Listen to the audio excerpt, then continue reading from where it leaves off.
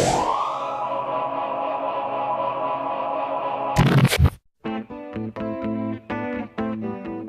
like I don't wear shoes, and so then for me to wear that was That's a perfect topic to start out with.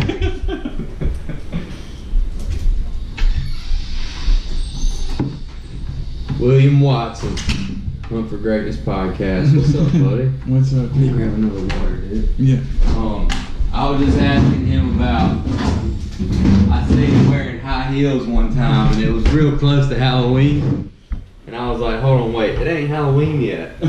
What's going on here? I had no clue. Mm-hmm. But you were telling me that. Yeah. Me and my friend Tyler were gonna cross dress for Halloween because it started out, we were walking around the Halloween store one day, just tripping around, trying to figure out what we were gonna do, like wasting some time or whatever. And somehow we ended up being like, let's cross dress. Yeah, like, it was your idea. Let's just put that out there. And yeah, so that was the plan, and so we ended up getting outfits and stuff, and then we decided to wear high heels because if we were gonna do it, we were gonna go all out. Yeah, hell yeah. And so I got them, and I wanted to make sure I wasn't like falling on my face walking around all on Halloween and stuff. So I decided to wear them a couple times for a few hours, a couple weeks beforehand, just to make sure. Yeah. So. I mean, is it like super difficult to walk in them, like if you're going somewhere? I mean, if you're trying to get somewhere quick, then yeah. Yeah. I mean, but. I put some of Kim's on the other day whenever I was doing a video about how so me and my other buddy have a channel where we do like his videos or whatever, and I kind of film them and produce them. It's called Talking About It with Timbo, and we were talking about how we're like feminizing men and like making it not cool to do manly shit, basically. And so I put a romper on. I put her, and it was way too small, bro. It was way too small. So I put her romper on. And Kim, what heels did you have? I had some of your heels on first, right? I don't think so. It was like really short heels. My foot wouldn't fit into it. It wouldn't barely fit into my. Dude, it was super difficult. I mean, I was just like, bro. So I put on some gold flip-flops, and I wore those for the video. But the romper was weird. It was real weird, man, because I don't know how they do it, bro. Like, I don't know how females wear some stuff they wear, and I mean, maybe it's probably comfortable to them, but to me, I'm like, oh my god, like I'm pulling the front up, and I'm like, dude, if I had boobs. Like they would have popped out like 5 or 6 times, you know what I'm saying? Yeah. And then if you think about it, they got to take the romper all the way off to pee. So that's kind of odd how they didn't make a little zipper. You know what I'm saying? Or something. I mean, that could get kind of difficult. I mean, with that kind of stuff, it's kind of hard to make it accessible. I think I saw you on Halloween, bro. Probably. I'm pretty sure I saw you in full-fledged drag, bro.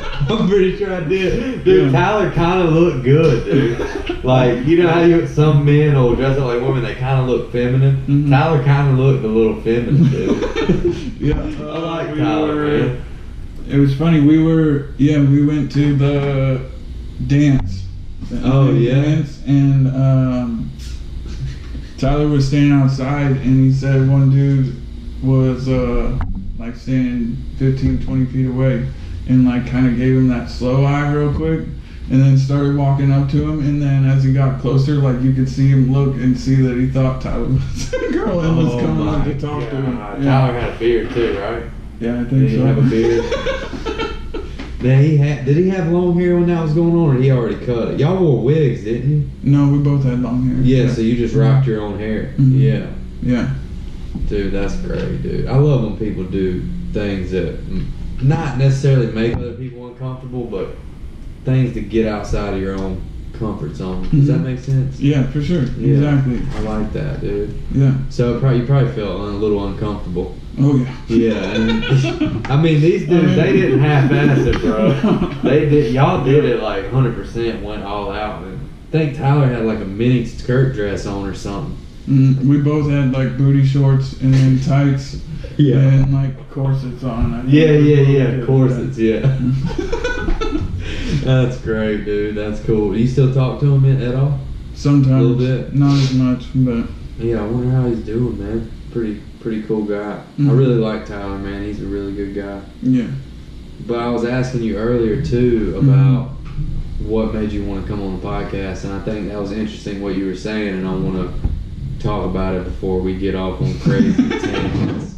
Yeah. You were saying something about you were listening to the one with Aaron, Mm-hmm. and did anything strike you on the podcast, and you were just like, oh, so that's what they're talking about, or I just want to know what piqued your interest, because that to me is important. You know what I mean? Mm-hmm. I think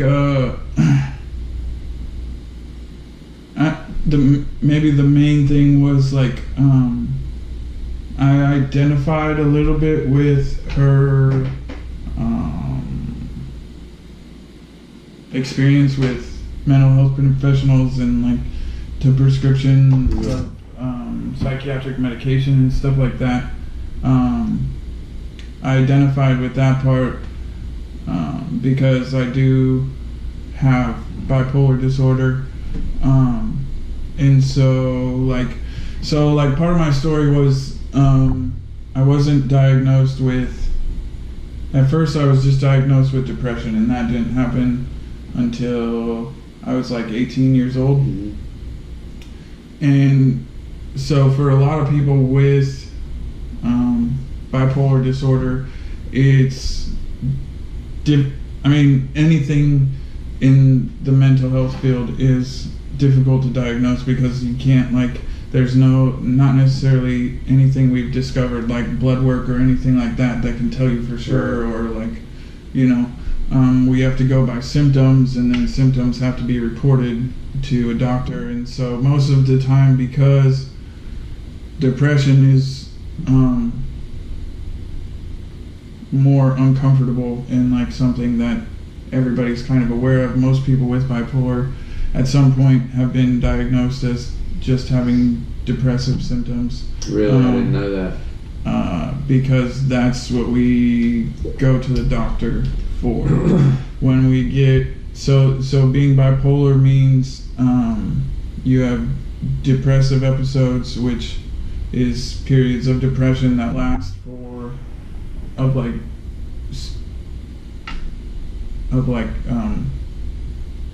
deep depression that lasts for a period of at least 2 weeks without a break.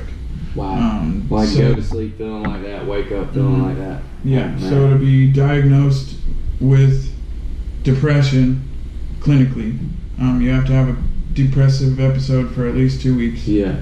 Because everybody, like, what happens when you have depressive or manic episodes is like your brain's chemical balance is out of whack. So like you either don't have enough serotonin,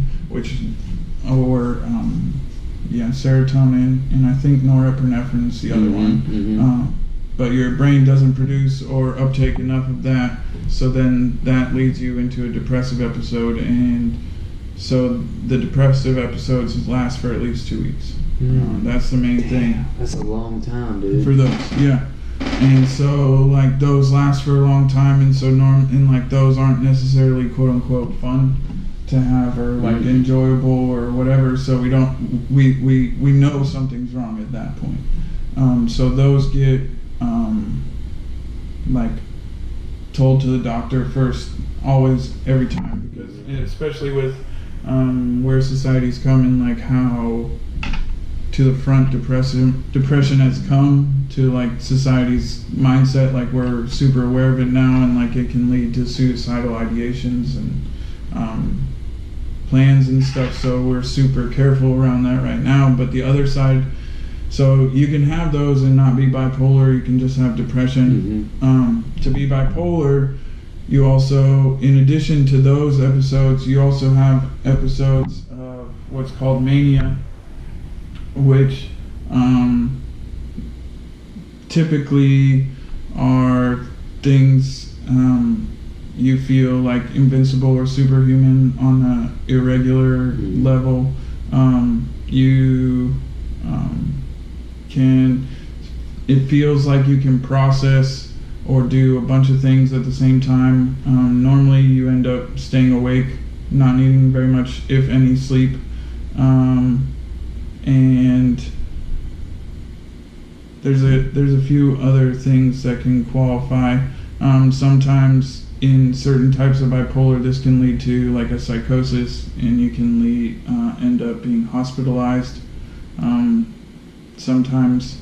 And so those periods have to last for at least 3 days for it to be a manic episode and be diagnosed as mania. So then, Wow. to be diagnosed as bipolar, you have to report both these, Like the up and the down. up and the down. Otherwise, like, there's no You're way to know. depressed. And like when you're feeling like super happy and super up, like, you aren't gonna go to the doctor and be like, something's wrong. I feel Yeah, because you too don't think good. anything's wrong. You Yeah. know? You're like, this is how it's supposed to be. Yeah. Is that how you feel? Like, this is how it's supposed to be? I'm supposed Yeah. to feel up like this all the Mhm. time. Yeah. Yeah. And so, so that's kind of bipolar in a short nutshell. So without medication, so do you mind talking about the medication from Mhm. that? Okay.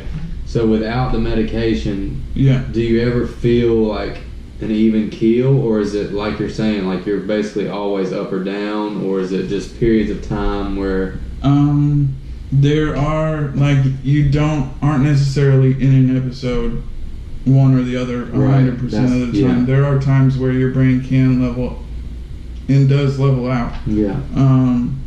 But a lot of the time in these episodes don't necessarily just last 3 days or just last 2 weeks. They can last longer as well. Yeah. Sometimes there have been reports that some of these episodes, when unmedicated, can last for months, things like that. Yeah, and so those will normally happen when you're unmedicated. You will have periods in between where you'll just feel, I guess, normal or whatever you want to call it. Whatever that is. Yeah. And yeah, so let's see. Okay, so then medication. So, Do you feel like medication helped you? yeah, Okay, yeah, okay. absolutely. So when I was first diagnosed with depression, I was put on SSRI, and I didn't really and I was given it by like a general practitioner, I think, Mhm. rather than a psychiatrist or something like that. And so I didn't really know what, like, I knew I didn't want to be depressed, but I didn't know like what was a normal range, because like even people without mental illnesses or mental health issues, like, there's a fluctuation, Yeah. and there's yeah. a normal Yeah. fluctuation that goes on, and so like I had no idea what that was supposed to look like. Because you've been like that your whole life, and Yeah. you got misdiagnosed. Mm-hmm. Yeah. Yeah. And so I didn't really know. I just took it and was like, my doctor said I was supposed to take this, so I took it, and I took it for a long time. And then a little bit after that, I started using too. Mhm. So that kind of messed with that stuff. And then I didn't get diagnosed as bipolar until after I got clean the first time, like 4 or 5 years later. And then I got clean, and then I also went and, because I had been diagnosed and prescribed psychiatric medication before, they knew there was something going on, and it wasn't necessarily just from using or whatever.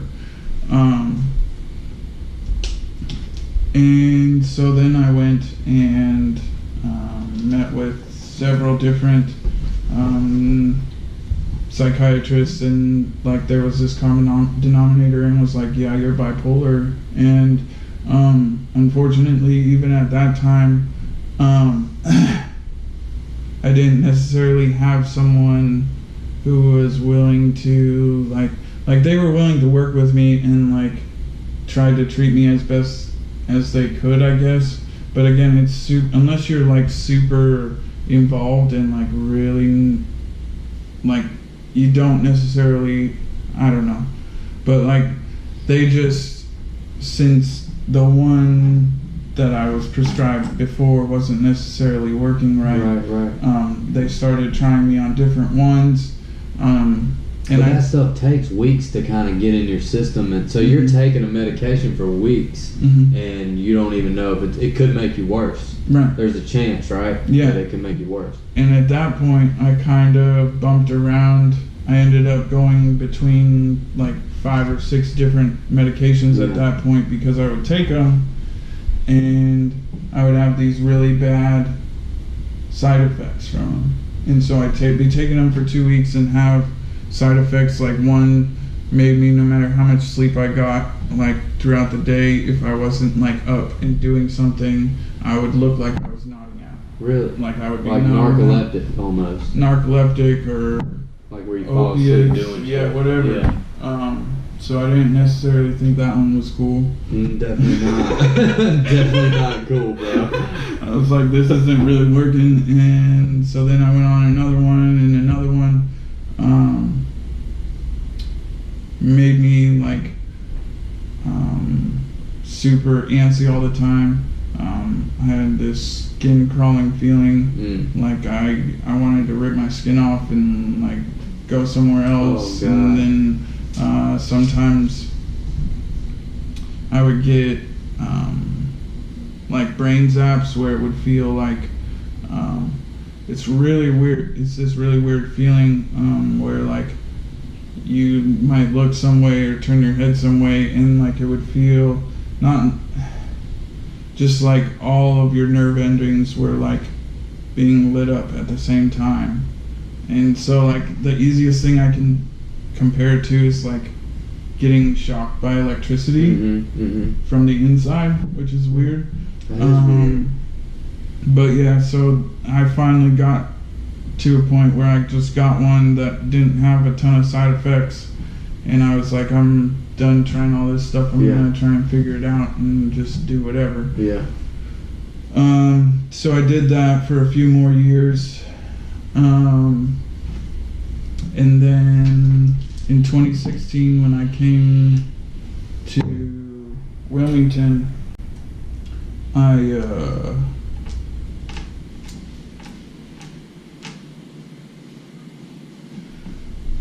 think I was going to see the on-campus UNCW psychiatrist to see if I could get my meds refilled or something to get a prescription over here, because my California doctor wouldn't fill them. And it was lucky because she's really like the first mental health professional, I should say, that like she wasn't necessarily wanting to just like push drugs at me to try and whatever, fix me or whatever. What she did from the first time I met her, and like we went through the intake and we're like, yeah, you're bipolar, and like medication would probably be helpful and stuff like this. She has this sheet where it's like, okay, so being bipolar, these are 4 things that are like the main, I guess, symptoms you would call it, and like the first one that we're trying to remediate. Wow, that's cool. So she's like being proactive and using the medicine as just a part of the solution instead of the solution, which I think is cool. Yeah, exactly. Like the first one on the list is like get a good amount and a good type of sleep every night. And so like she would prescribe medication and be like, this one that we're giving you is going to help you do this by doing this, this, and this. Oh, so she explained everything in depth to you, so you knew exactly what was going on. And why you were taking stuff, and like what it was supposed to do, so you could tell if it was actually doing what it was supposed to do. Yeah. So through her, I've been seeing her now for probably like a year and a half now. And like she checks up on me once a month and we see each other and we talk about what's going on and stuff like that.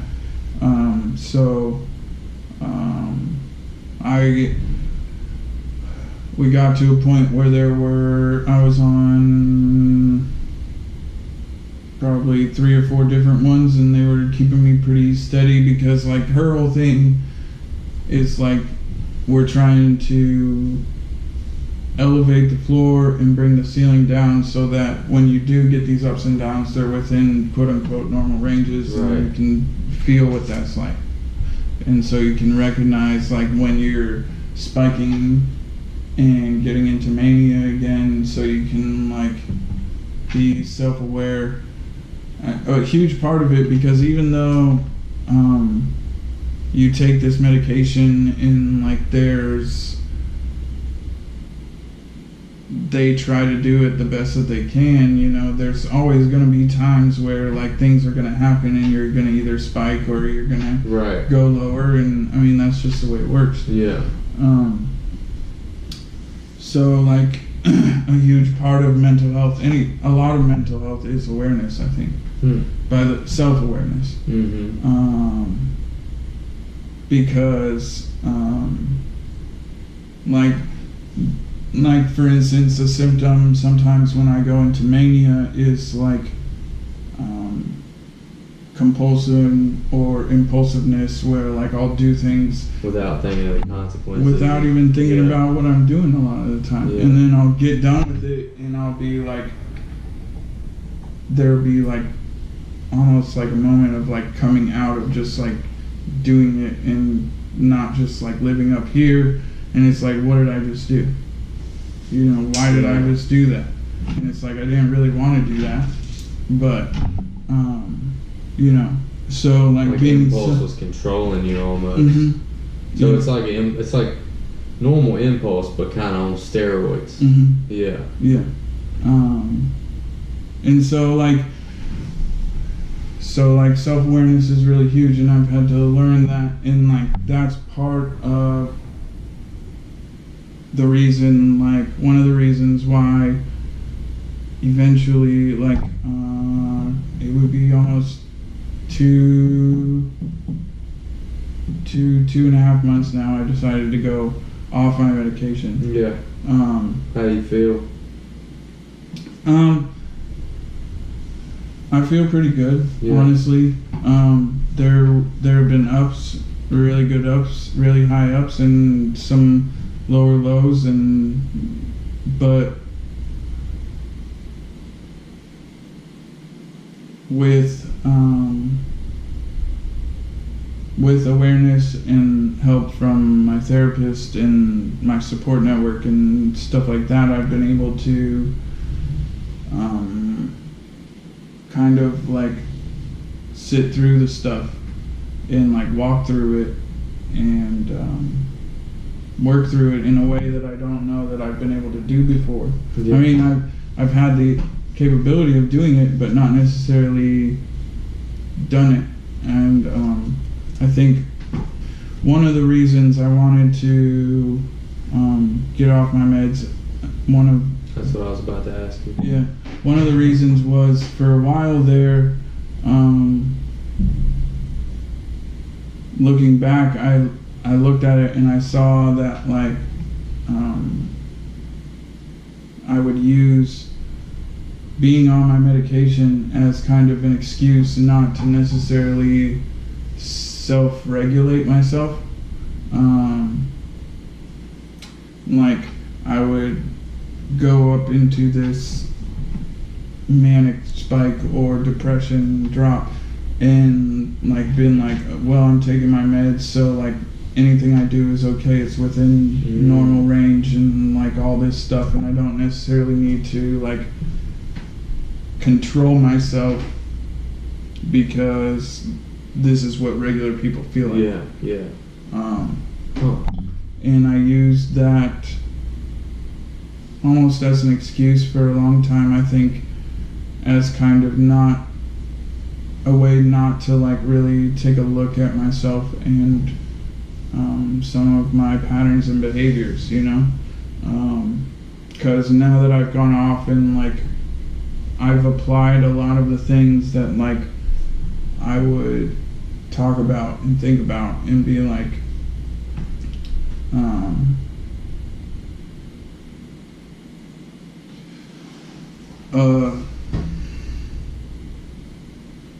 so like overthinking, like, so a lot of another reason a lot of people have become diagnosed as both bipolar and addiction is a lot of the symptoms coincide. Yeah. Compulsion. I've noticed that. Mm-hmm. Compulsion, obsessive thinking, all this stuff. A lot of the symptoms Highs, low lows. Yeah. I mean, I know what that's like. Yeah. So like my obsessive thinking was one of the things that I didn't necessarily walk through or like try and like rescind a little bit. I just I was on my medication, and so like whatever my mind thought was okay, and like I'd get trapped in that obsessive thinking and end up at this point where I thought like ridiculous things. Yeah. So you used the medicine kind of as an excuse to not work on certain things that you thought were normal or whatever. Mm-hmm. Yeah. That makes sense. And so now that I've been off of it, I've actually learned how to use some of the tools that I was taught or introduced to.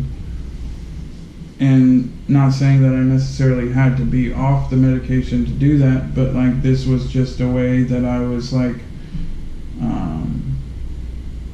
it feels like this is what I should do. Yeah. And I am being heavily monitored by my therapist and my psychiatrist and everybody, so like it's not like I'm just doing this to see what it's like, you know, and like I'm not against going back on medication because I have seen its effects and what it does for me and how it can be beneficial. Yeah. But at this point I just want to see like, do I really feel like I need it at this point? Like, are you curious to see if you can live life without it? Mm-hmm. You are, okay. Mm-hmm. Yeah. Because that's the vibe I'm getting from you. Mm-hmm. Yeah.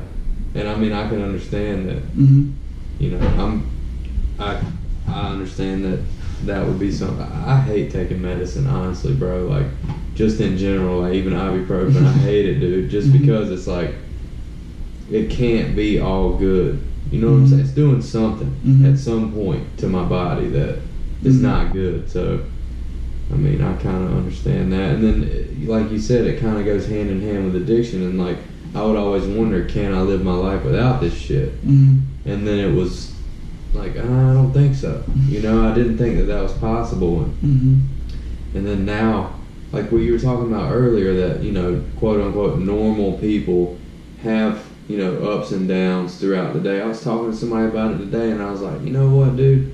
Like, I'm glad that I can feel good and bad. You know, it's a gift to be able to feel different stuff. It's better than not feeling anything, honestly, because you know, I get to fully experience life to the fullest, like whether it's bad or good. You know, and I don't know, man. I'm just extremely thankful that I can feel like a multitude of different things throughout a day. And it's kind of just like these moments, you know, it's like these moments, and I start thinking, am I appreciating the moments or am I not appreciating the moments, you know, and it kind of boils down to that for me. And as far as, you know, being happy and sad and angry and lonely and tired, and because, you know, the sleep thing was interesting that you brought that up, like how much sleep really affects us, dude, you know. It affects us greatly. You know, I try to get like 7 hours because I feel like that's the key, is like 7 for me. If I can get that 7, I'm going to attack the day and I'm going to be in a better mood overall, you know. So I feel like what she's telling you is kind of things to help maintain your mental health and also your mood, because I feel like once it starts going one way, it might just slide off real quick if you're not self-aware. Right, exactly. You know? Yeah. That's interesting to me, man. Mhm. I got a couple buddies that were, I don't know if they were depressed or bipolar, I can't remember, but some of them said it's different for everybody, Right, of course. yeah. So that's why it's so hard for these doctors to diagnose you Exactly, properly.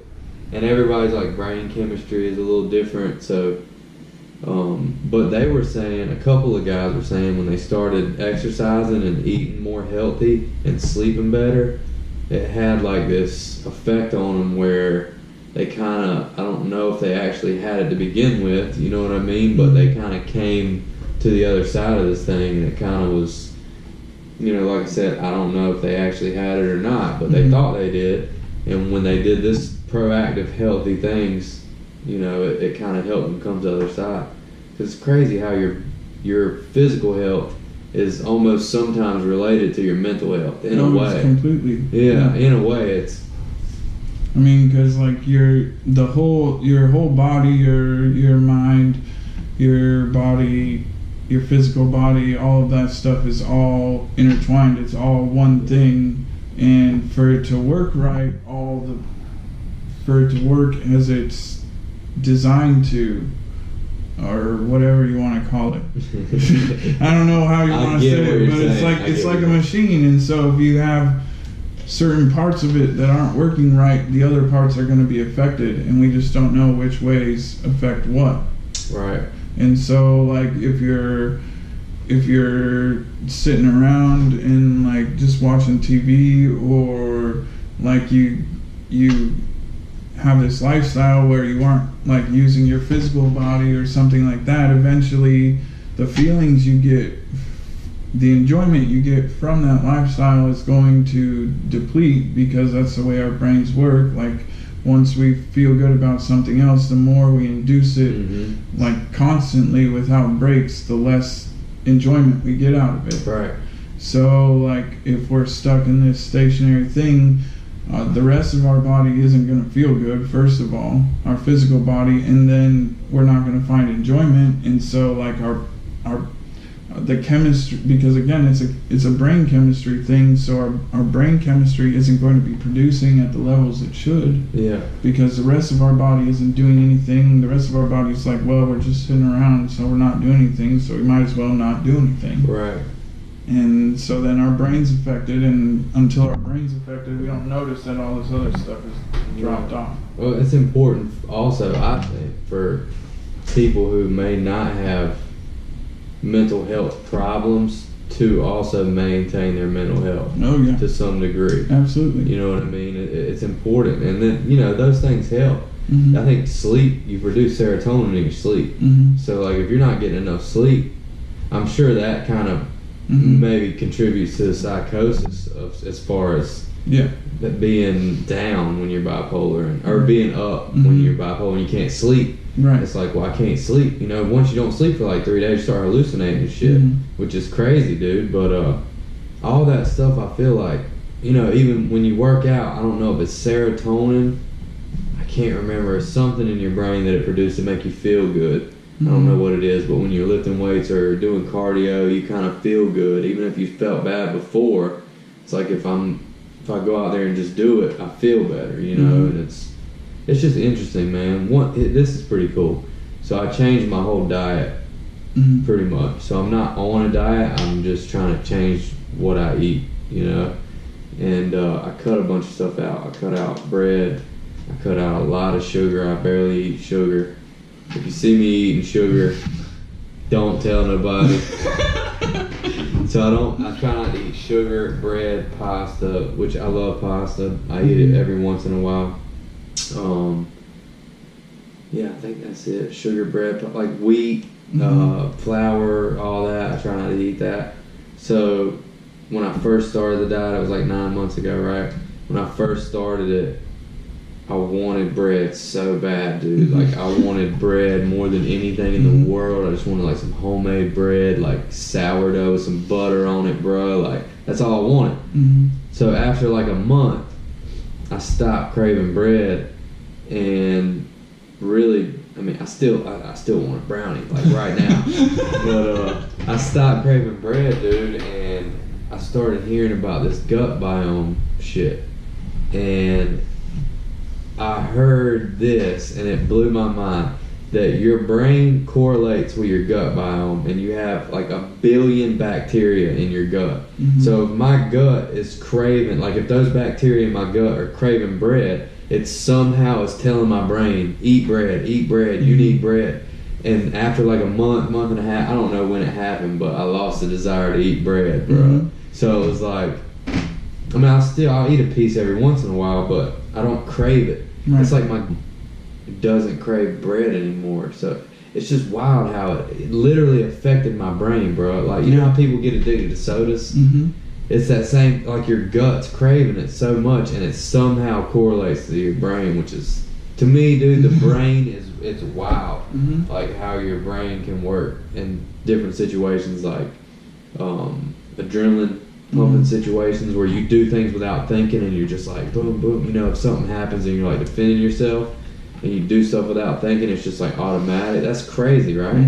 It's wild. Yeah. And to hear like, and that's kind of why I started the podcast, because I wanted to, for one, I wanted to do something. Like I wanted to do something, and I wanted to actually do it. Like I didn't want to just think about it. Like I wanted to do it. I wanted to make it come to life, you know.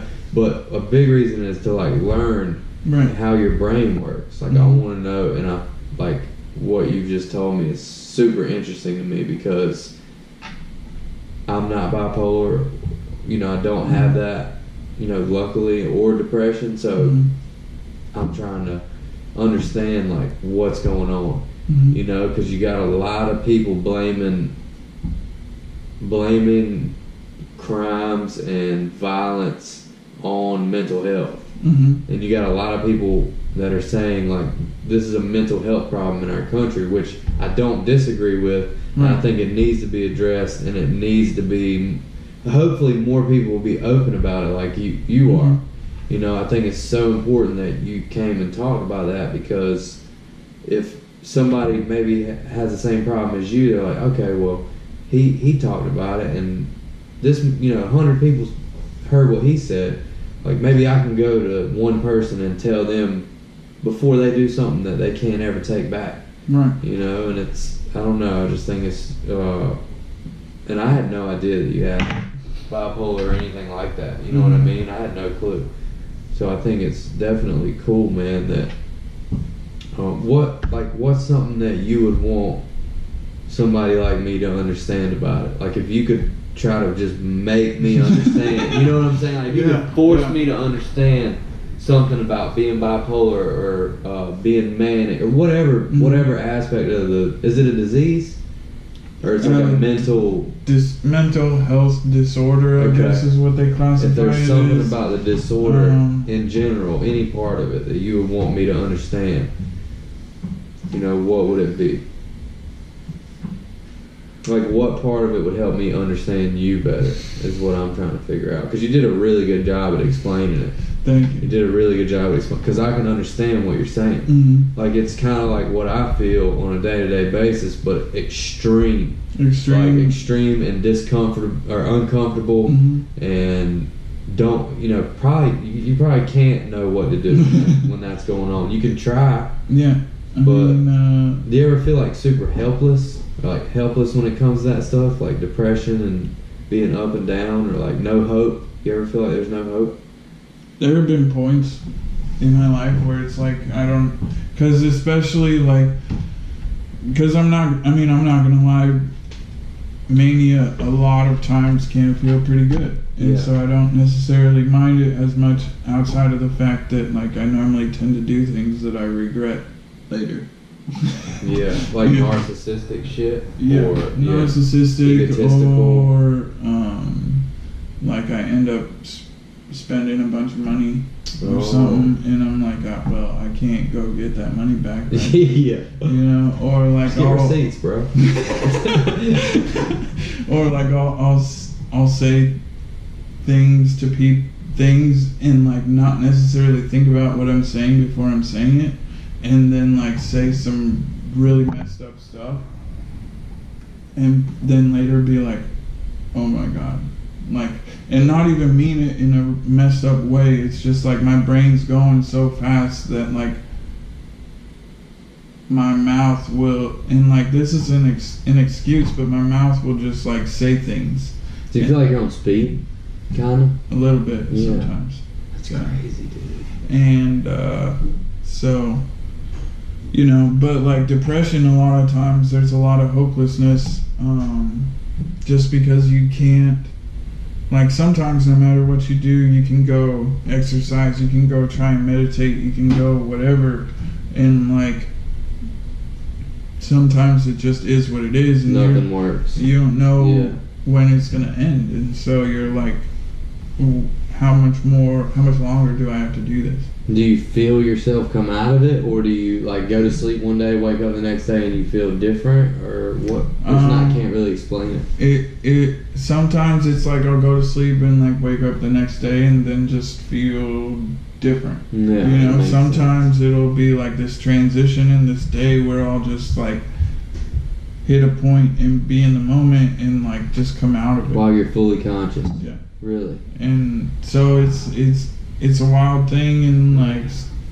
you know, but that was a bad question I just asked you. Let me say it like this. No, you did a great job answering. So, what do you think the most misunderstood thing about it is? About you know, people stereotype and people say things about certain things and they have no clue what they're talking about because they haven't been through it or hadn't had a family member go through it. Mm-hmm. And they're thinking that bipolar is when people just flip out and get mad. That's what I thought it was for a long time. I thought it was when just people flipped out on people and got super mad. So I thought I was bipolar because I would flip out on people and cuss them out for like next to nothing. Mm-hmm. But that's not anywhere close to what it is. You know what I mean? And normally the stereotype isn't necessarily anything close to what it is. There may be pieces in there, like anything. Like there are pieces in there that may be true of a percentage of the people or a small part of it, but like in the end it's so much more. And it's like it's not necessarily, most of the time it's not like the biggest thing is like, it's, I guess for me, having bipolar is like it's not something I can necessarily control. Yeah. You know, and like I try my best, and like I'm just trying to be the best person I can be. You know, and so like.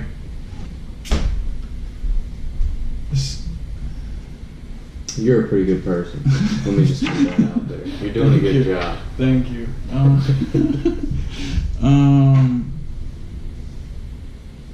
And so I mean, I guess it's like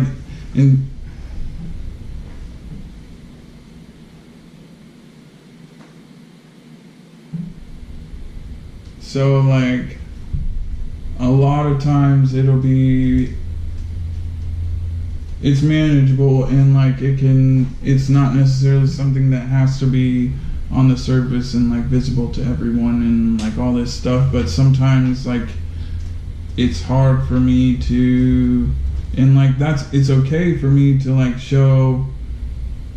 let it seep out sometimes to the general public or whatever, but like especially for me as a person, because like a lot of times, for the most part, I'm a pretty generally happy guy or whatever, and so like when I hit these points where I'm not that happy person, sometimes it can get hard because like people will be like, what's wrong, or like why aren't you happy, and like the what's wrong question is cool, and like sometimes we can get into conversation and be like, this is what's going on and stuff like that, or like, but like when people are like cheer up or whatever, like it's gonna get better or whatever, like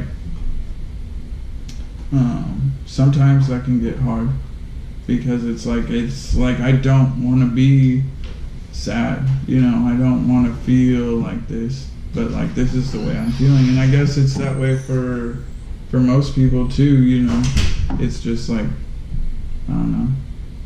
That makes sense to me. You know? It makes total sense to me. It's just cool, like picking your brain, and because I've never heard anybody talk about it like you're talking about it.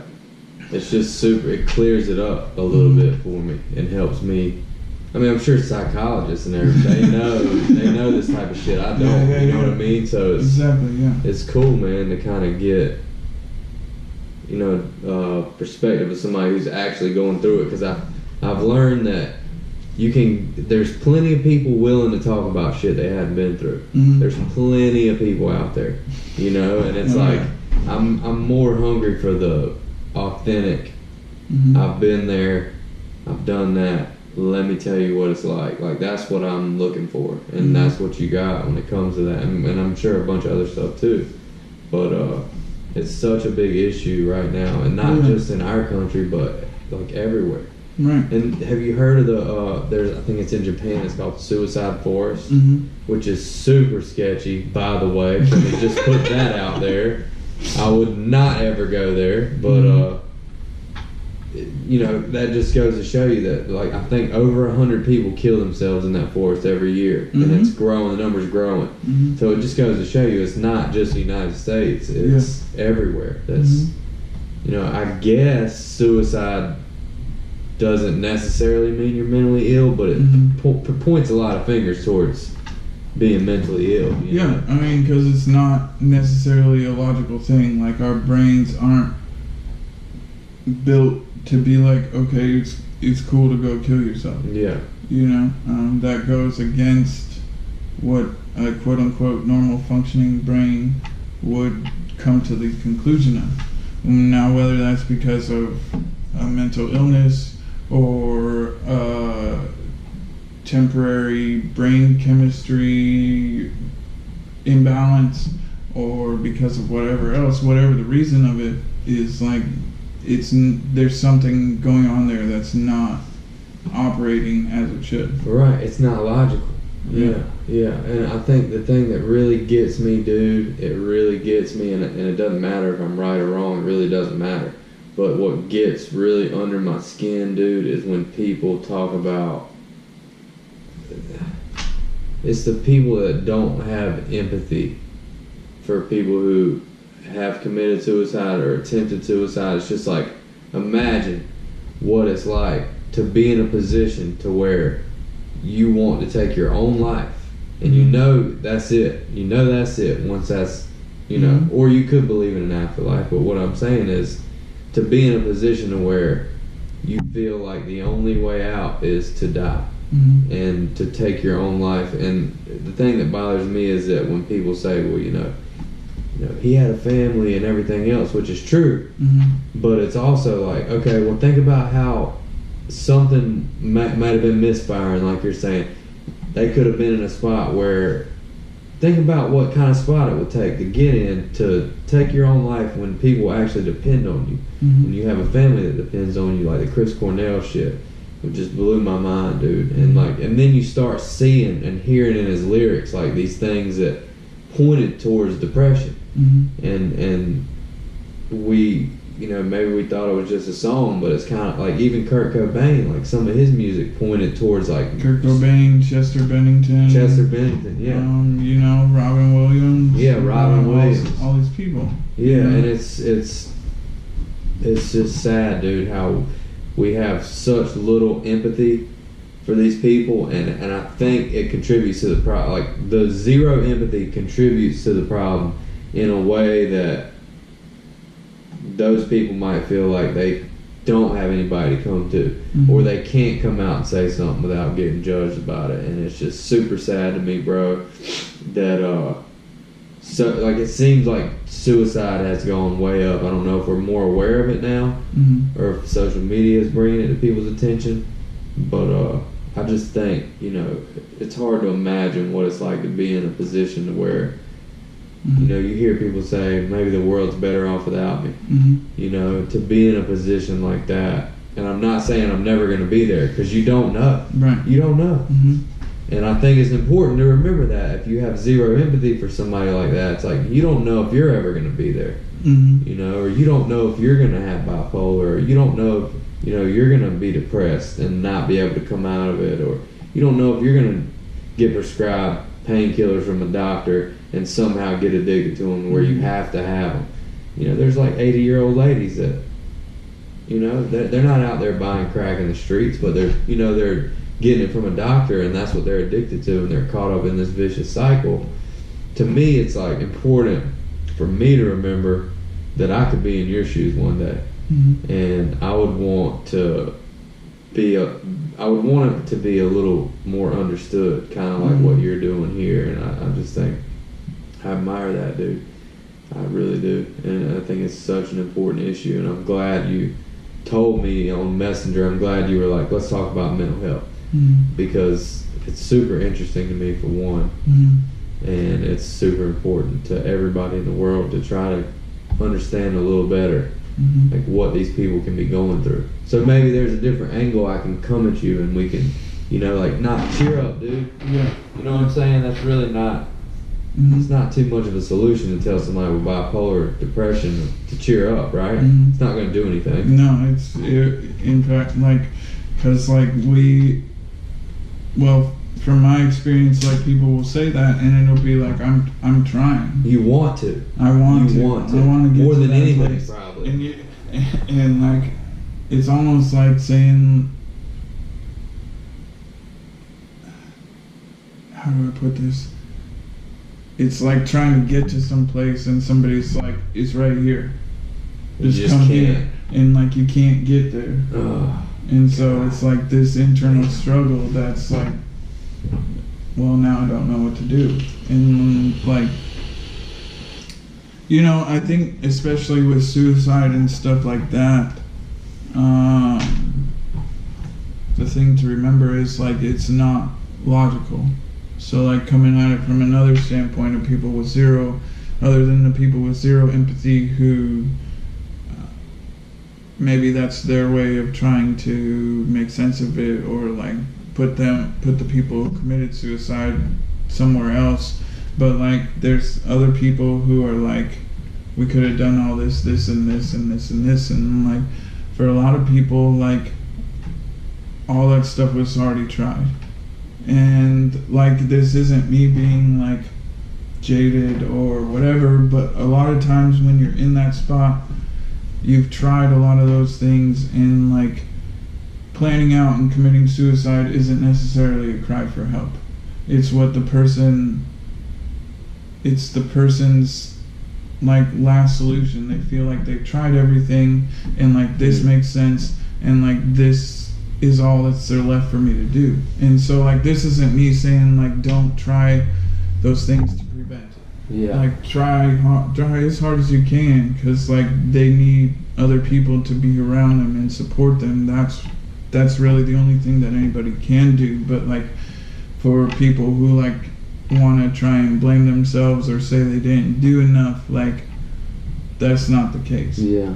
Because ultimately there comes a point where a person's like, it doesn't, a lot of times, like, having been through it, like, a lot of times it didn't matter what anybody else said. It didn't matter what anybody else, like, it didn't feel like it mattered. Like, what mattered was like my internal struggle. Yeah.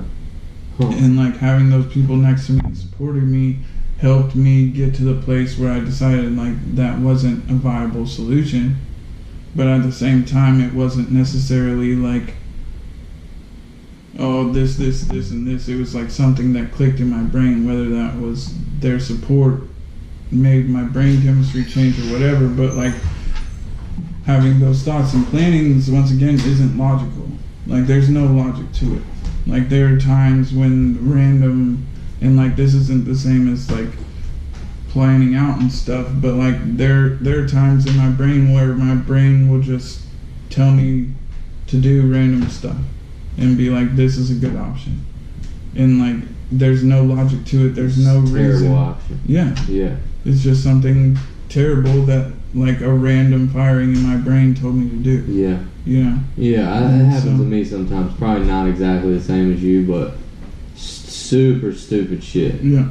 Where it's like, just throw that. One time, dude, this is so dumb, but one time I got so pissed off in traffic that I chunked a Red Bull can out my sunroof and tried to hit this lady. And it was just like, my brain was just like, do it. Don't, and it would not let me not do it. You know what I'm saying? It was super immature. for me, like, it wasn't because I have bipolar. It wasn't anything like that. It was just me being a dick. But it was, I felt like I had to do it. Like I had to do it. And that's just one example of some dumb shit that I did, which is I do a lot of dumb shit. But yeah, like I felt like something misfired, dude. Like something misfired in my brain where I thought it was logical. The most illogical thing I thought was logical. And that's how I related a little bit to you, because it was super illogical, but in my brain it seemed logical. You know, I think something like that might happen when people are like wanting to commit suicide. They think it's logical somewhere in their mind. It feels logical. Yeah, maybe they've rationalized it or got it to a point where, and especially like people who are really planning it out and like going down that road, like they've been in this position of like complete hopelessness, and they don't know if it's going to get better. Oh man, and it's like a dark place, dude. Yeah, and like being in that place and not having an end in sight, if there's an end in sight in their mind, because in their mind they aren't thinking logically and like, okay, no matter how long it takes, my brain's gonna like readjust itself like it's supposed to, and then I'm gonna stop feeling like this. Their brain isn't telling themselves that. Their brain is saying, this is how I'm gonna feel for it. This is it. There ain't nothing you can do. There's one way out. There's one logical way out, and it's the most illogical way. Yeah, and it's not, and I mean, it's not true, but that's what's going on inside their head. And so, like, that's why support from other people to bring that logic voice into their brain is so important. Yeah, for sure. Because other people can maybe be a voice of reason. For people who can't hear, maybe they can't hear a voice of reason, you know? Or just knowing that somebody cares enough to just listen to them, too, can probably be a big help. Because I know sometimes whenever I'm going through something like a dark time, like, oh, I need somebody to listen. I don't necessarily need them to tell me that everything's gonna be all right. Maybe I don't need to hear that. Maybe I just want you to listen to me. And that's why I try to remember how important it was for me to have somebody listen to me. And maybe I don't need to talk. You know, when somebody calls me, maybe I just need to pick the phone up and listen to them. I think that nobody wants to live with regret, you know, like I don't want to live with regret knowing I didn't pick up this guy's phone call and then he went and did something stupid. Yeah. You know, maybe there wasn't anything I could say, but maybe I could have listened. Right. You know, I don't know. I mean, it's definitely interesting, and it's a touchy subject to talk about. Like, I hadn't had anybody super close to me commit suicide, so I don't know what that's like, but I can't imagine it's probably horrible. You know, you're making a lot of noise back there. No, I'm just kidding. But yeah, it's definitely scary, man, to think about that. That you can get in a position like that, and if you don't think you can get in a position like that, like, neither did probably everybody that got in that position either. You know, so I think that's important to remember, that I can be in your shoes, or you could be in my shoes one day when it comes to something that might not be very nice, you know. I don't know, dude. I'm trying to work on that. I'm trying to work on remembering that, you know, because I will disconnect from people, and it's so easy because I'm like this.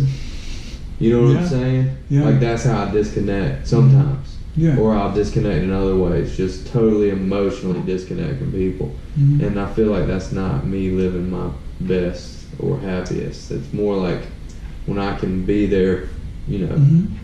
You know, I think like with everything else, there's a balance in that too. Yeah. Because like we can be there and be the best person we can for everybody else and like living our best life and whatever else you want to call it. But then also, the way I feel like the way we're built, we also need at some point a little bit of disconnect, and whatever that is, and not I don't know if disconnect is necessarily the word, but more of like, and like most people will agree, like some solitary time to kind of like almost turn off. Yeah, or maybe regroup, recharge, whatever, reconnect maybe with something different than humanity. Maybe there's something else that you can plug into I see what you're saying. Yeah, it's definitely because there's a difference between isolation and solitude. Mm-hmm. You know, I think solitude is more of a healthy thing, Mm-hmm. and I think isolation is more of an unhealthy thing as far as Avoiding, cutting yourself yeah. off from everything. You know, do you believe in like souls and spirits and? Absolutely. Yeah, I think that's to me that's almost as interesting as space to me because we were talking about space earlier. Yeah. It's just so like there's so much that we don't know, bro. Mm-hmm. We don't even know what's in our own fucking ocean, dude. Mm-hmm. So it's like I just think souls and spirits are so interesting because yeah, your brain makes you who you are, but I feel like your soul and your spirit really, because you ever feel like do you ever feel like driven by something that's unexplainable or just like you got like this soul or this spirit about you? Or you ever met somebody like Carl, Black Eyed Carl? He's got that spirit, dude. Like he'll come up to you and you can feel it coming off of him. You'll meet people like that, man, and I just think that's one of those things that probably science is never going to be able to explain because it's just invisible, and I don't know, dude. I mean, it's just interesting to me. Like some people, you can feel their spirits or their souls, and or you might have like a connection with somebody's spirit or soul. Like I feel like I have a connection with her spirit or soul, and I don't know what the difference between spirit and soul is, but whatever you want. Yeah. I don't think it's really definable, bro. I mean. You been going to many festivals lately? Yeah. Have you? Me and Melena went to Electric Forest in what July. is that, bro? I've been seeing people post about that on Instagram, dude. So it's up in Michigan, in the middle of the forest. Well, it's in Michigan. Rothbury, Michigan, and like there's this. I couldn't even tell you how big it is, but there were 5 or 6 stages. And they played music for like 4 days straight. Anywhere, like mostly either, it was a weird mix, right? Yeah. You have these jam bands and like full on jam bands like String Cheese Incident I've heard. and stuff like that. I've been to a couple festivals. And then you have this whole EDM group. I'm not into that. And like they're both here spending 4 days together in the festival. Totally different kinds of music. Enjoying each other, and like there's vendors and like weird things to do, and like they deck out the forest so at night like the whole thing lights up in all sorts of crazy colors. And dude, that's awesome. It's crazy. Dude. Yeah. So y'all had fun. Awesome. Did you stay for 4 days or? Yeah. You did? Mm-hmm. Damn, that's sick, dude. Yeah. That's sick. I was wondering what that was, bro, because I think either you or her might have posted something. Then I seen like 2 or 3 other people. Mm-hmm. I'm like, what is this Electric Forest, dude? I thought it was in Georgia or something. Mm-hmm. It just seemed like Electric Forest would be located in Georgia, like in the middle of nowhere, bro. You know it was in the middle of nowhere. In Michigan. Just up in Michigan. That's Yeah. crazy. Have you been to a lot of festivals? That was actually my first EDM festival. I've been to a couple like rock alternative festivals when I was out in California. So you're from Cali? Mm-hmm. Oh, okay. I knew there was something a little different about you, sir. What part of Cali you from? Sonoma County, about an hour north of San Francisco. San Francisco's the very bottom, right? Sort of. We call it Northern California, but it's really like the middle of California. Okay. So you're from right in the central part of the state. Pretty much. Yeah. Maybe a little north. Mm-hmm. Yeah. How'd you like that? When'd you move here? I moved here 2 years ago. Oh, 2016. Shit. Okay. Let's see. It was... California was super cool. I liked it. I like being like an hour away from San Francisco and getting to take like day trips down there or night trips or whatever you want to do. 2 things here. I was in Northern California, quote unquote, and so our beach was like coast. So you have like cliffs with like rocky sand and super cold water. Yeah. And like hottest it would ever get, it's like 50, 60 degrees. The water. Yeah. Damn. And like the temperature outside too. because it's coast, so you got the wind coming in, so it's never. I mean, it might It's coming get, off the water, so yeah, it's like it might get like 70 mid to high 70s in the summer if I remember correctly. Damn, but like, that's crazy. yeah, and so it's because of the way the currents work. So currents move in a clockwise rotation, and so the water coming down on the west coast of the continent is coming from the Arctic. Oh, And so that's all why it's your so waters cold. is always going to be cold, whereas the water coming up on the east side of the continent is coming up from the tropics. Mm. So you got the warm water coming in and stuff like that. Oh yeah, I didn't know that. Mm-hmm. That's interesting. But yeah, so beaches here are way better. Way better. They're great, dude. They're great. Yeah. The Cali beaches are beautiful. I just didn't know the water was 60 degrees. It was completely beautiful. Like we could drive up Highway 1 and you got these like cliffs and hills that are like hundreds of feet tall that are just coming up on either side of you, and like you can drive and it looks like you're about to drive into the ocean and stuff like that. That's crazy. It's beautiful, but like not comparable to here. Yeah.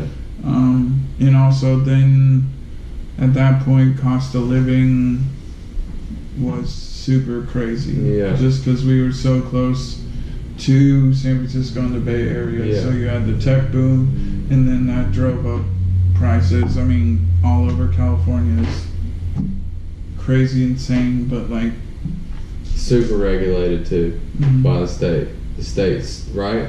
In the state, like regulating. I heard that they were gonna put like a tax on if you had an electric car.